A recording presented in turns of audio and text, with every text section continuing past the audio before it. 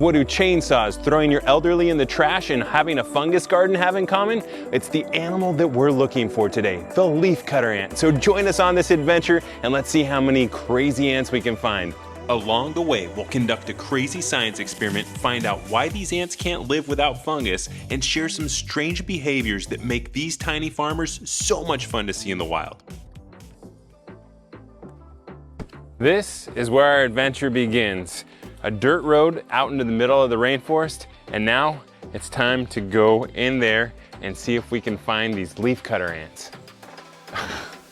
Of course, there's a barbed wire fence right where we want to go. That looks like a prime area to be. We're stuck here. Now we got to find a way around this thing.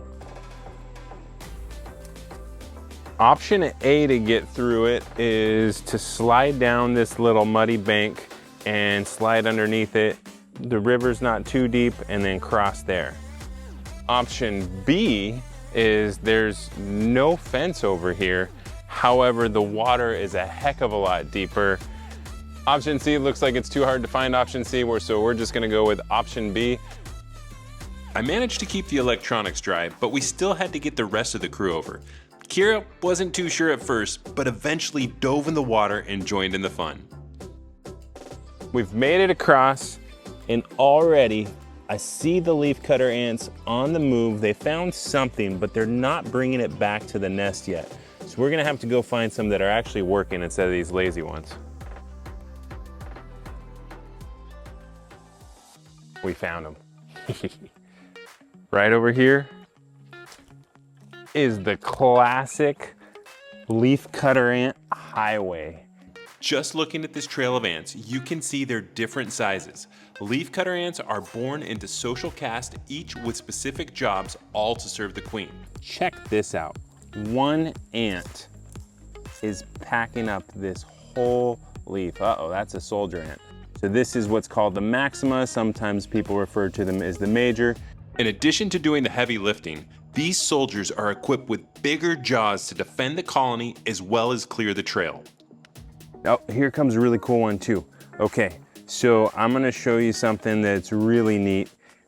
If we follow this leaf right here, you're gonna see a hitchhiker. So if you look really carefully, there's two ants on this leaf. One's a small one, one's a big one. The big one is called the media, and that's the minima. Those little small guys have a really important job. They're getting a free ride because they're essentially the protection and the preparation service. There are flies out here that will actually lay eggs on the leafcutter ant's head, and it's gonna kill that ant for sure and potentially do some really nasty stuff in the nest. So that little guy has a role to kind of fight off those flies, because if you got a big old leaf in your mouth, you're not gonna be able to do it yourself.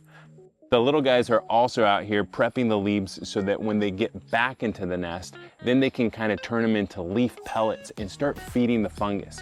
These are the original farmers of the rainforest, and they've been doing it for almost 50 million years. If the leafcutter ants are carrying the leaves that way, that means they're headed to their nest. Let's go see what plant they're taking down. Let's follow the trail. This is clear leafcutter damage. This is how much they can go to town. Their jaws move 1,000 times a minute, and they just are like these little chainsaws, and they can cut the leaves, and usually the ant that cuts the leaf is the same one that transports the leaf. Most people don't realize that these ants can't eat leaves, so why are they spending so much time collecting them? Leafcutter ants are the original farmers, and they're the farmers because they have a symbiotic relationship with a fungus that only lives inside the nest of the leafcutter ant. The leaf fragments get ripped off the leaves, and then they get brought back to the nest for processing. That's when the minimas go to town. They basically can pack these things up into tiny little pellets, then they poop on it because of course that's great fertilizer. Then they stick it in the fungus, and the fungus is like, yum, poopy leaf pellet. I love it. And then they start growing, and the fungus will break down the carbohydrates in the leaves, turn them into sugars, and we all know that ants love sugars. So when leafcutter ants go out and look for food, they kind of take a whole bunch of different paths, but they all come back to the main trail that goes to the nest. So we're gonna follow the main trail and see if we can find that nest. It's just amazing to me how they use everything in nature to make their trails a little bit easier, and they're crawling all across this dead palm frond. That way they can kind of use it like a natural bridge to get to the next section. You can see there's multiple trails that are starting to come down, and somewhere underneath this blob of stuff is where the nest actually starts. These guys are like master builders. They have a whole network of tunnels and chambers that are all below the surface here. And they do things like let out CO2, control the temperature. And this is probably just one of many entrances to the actual nest. That's interesting. This one has less leaves coming in, but it has more of the smaller, the minima, which are the ones that prepare everything for when it goes to the fungus underground. We're gonna do a little experiment here. We're gonna see what it's like when something falls in their way. And because it's leafcutter ants, we're gonna use my hand. Do you think this will be a threat?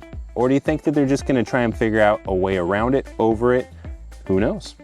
So immediately the ants are confused. They're like, okay, now something's in the way, we can't go under it. I have officially created an ant traffic jam. So this is really cool where we get to see the communication between the ants, because now they've reestablished where the trail is and they need to get the message to the rest of them so that they can continue moving all these leaves down here. This is crazy. Would you be brave enough to just put your hand in the middle of an ant highway? These ants are super nice. I like them. When they do bite, it does kind of hurt a little bit. It's just more of like a pinch than anything else. All the other ants out here though, they hurt a lot. But look at this, my hand is like completely out in the open. I think I'm gonna open up their highway again and move my hand. Ready? And just like that, they get right back to using their original trail to get more leaves to take back to the nest. Inside this nest, there's so many chambers and everybody has a job to do. I think one of the funniest things to me is that they're like, oh, old ants, you're probably gonna be like old and die, so we might as well stick you on trash duty. That way, in case you do die in the trash compartment, then we can just stick your body in there and feed the fungus. Obviously, ants are really small, but if they were the same size as humans, the amount of space that they take up underground is the equivalent of over 1,600 Empire State Buildings. That's massive.